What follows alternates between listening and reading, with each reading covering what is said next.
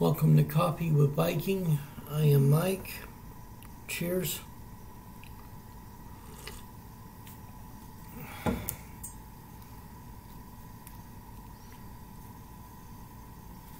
Job, chapter 4. Then Eliphaz the Temanite answered and said, If we essay to commune with thee, wilt thou be grieved? But who can withhold himself from speaking? Behold, thou hast instructed many, and thou hast strengthened the weak hands. Thy words have upholden him that was falling, and thou hast strengthened the feeble knees. But now it is come upon thee, and thou faintest. It toucheth thee, and thou art troubled. Is not this thy fear, thy confidence, thy hope, and the uprightness of the ways? Remember, I pray thee, whoever perished,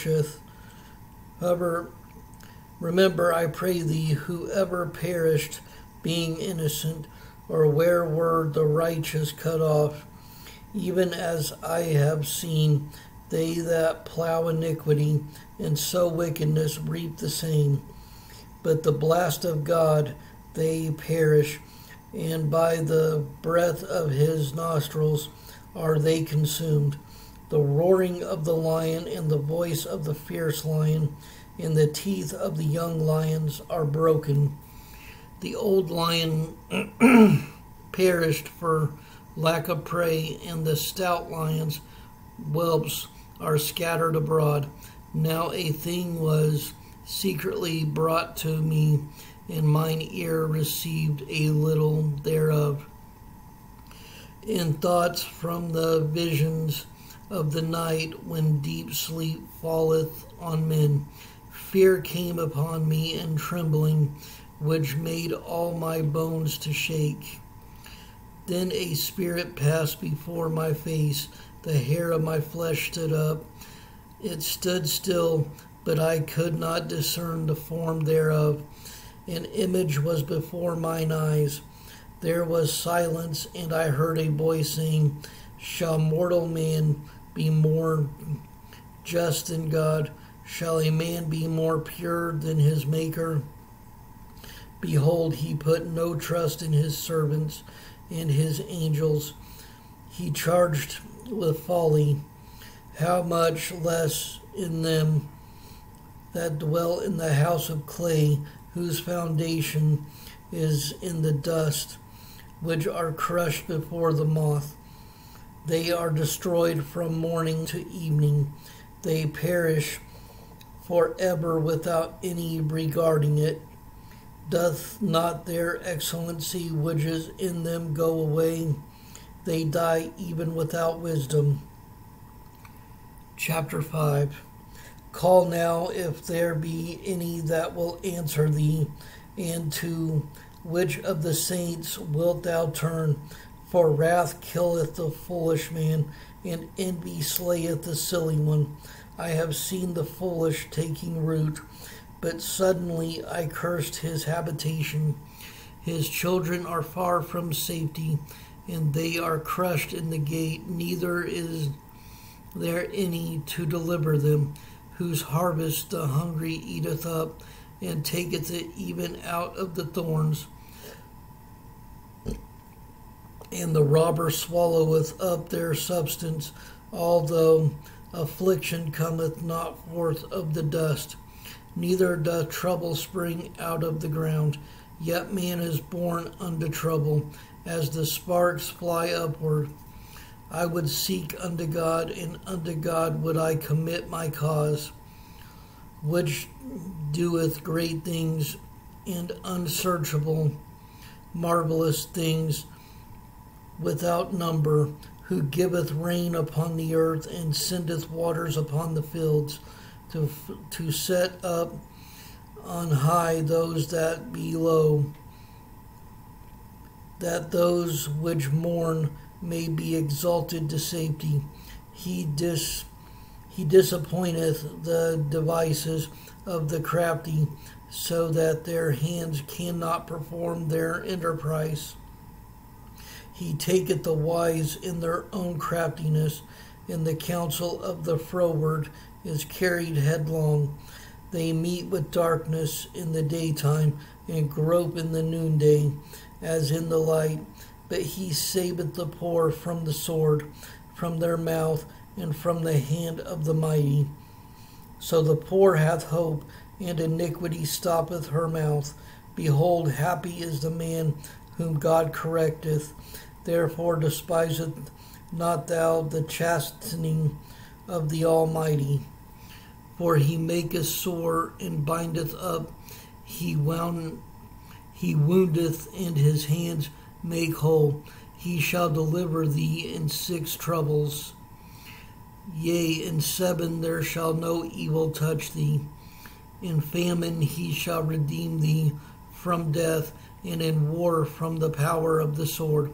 Thou shalt be hid from the scourge of the tongue, neither shalt thou be afraid of destruction when it cometh. At destruction and famine thou shalt laugh, neither shalt thou be afraid of the beast of the earth, for thou shalt be in league with the stones of the field, and the beast of the field shall be at peace with thee. And thou shalt know that thy tabernacle shall be in peace, and thou shalt visit thy habitation, and shalt not sin. Thou shalt know also that thy seed shall be great, and thine offering as the grass of the earth. Thou shalt come to thy grave in a full age, like as a shock of corn cometh in his season. Lo, this we have searched it, so it is, hear it, and now thou it for thy good.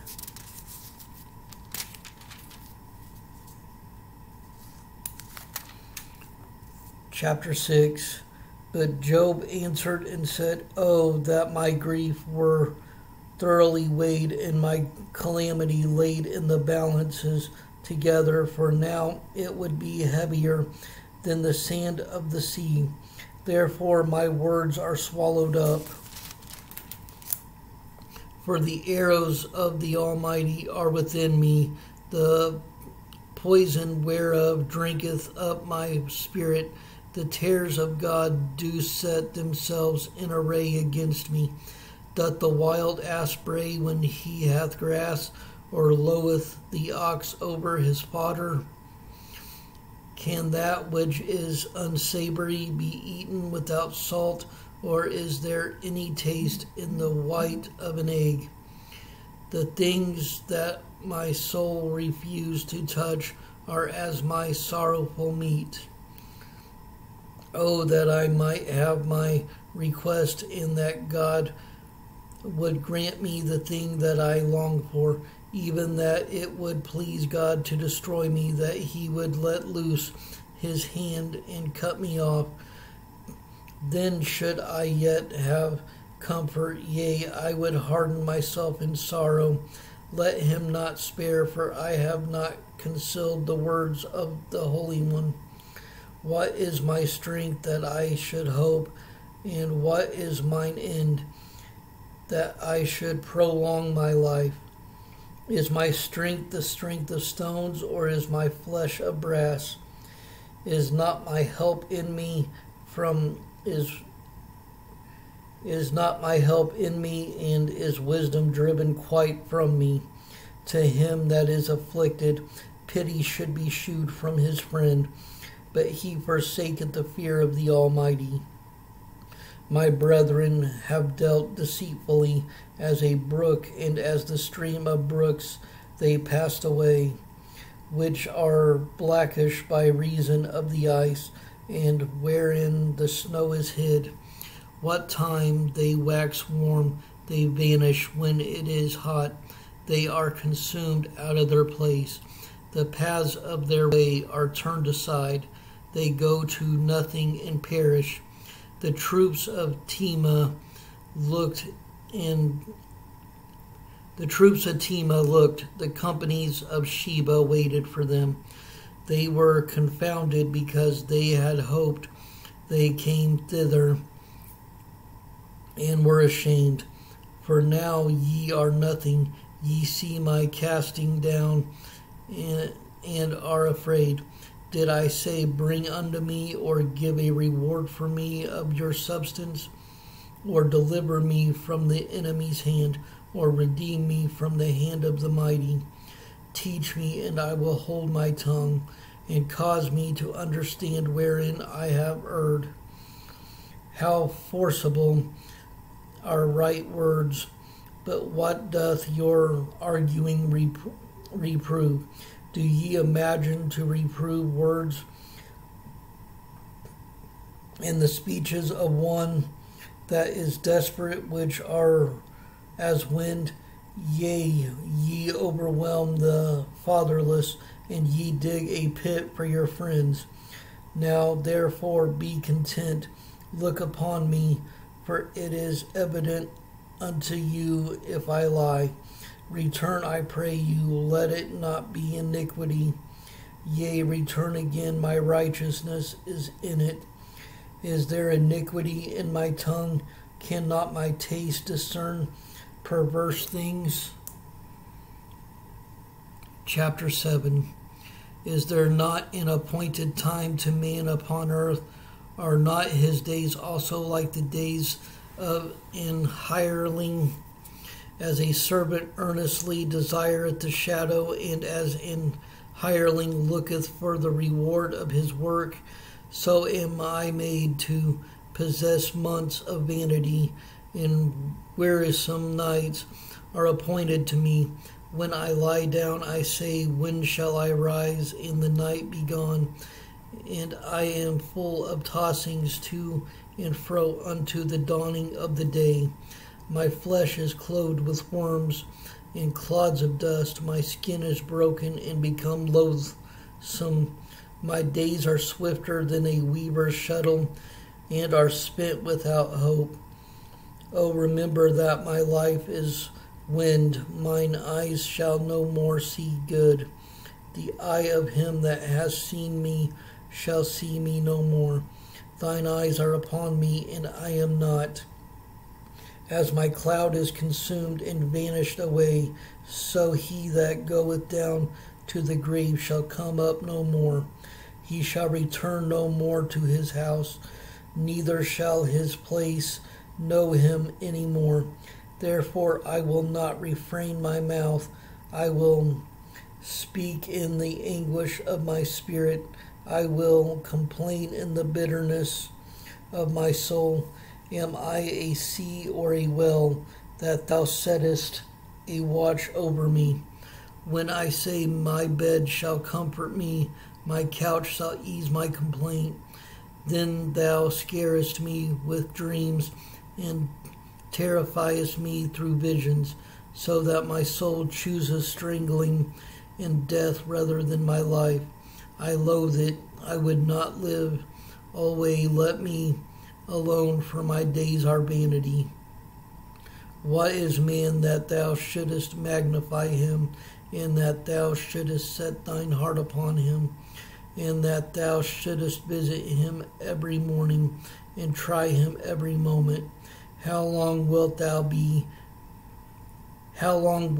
not depart from me, nor let me alone, till I swallow down my spittle? I have sinned. What shall I do unto thee, O thou preserver of men? Why hast thou set me as a mark against thee, so that I am a burden to myself? And why dost thou not pardon my transgression, and take away mine iniquity? For now shall I sleep in the dust, and thou shalt seek me in the morning, but I shall not be.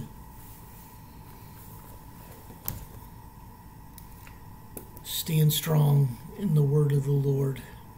Stay blessed. Stay caffeinated. Much love.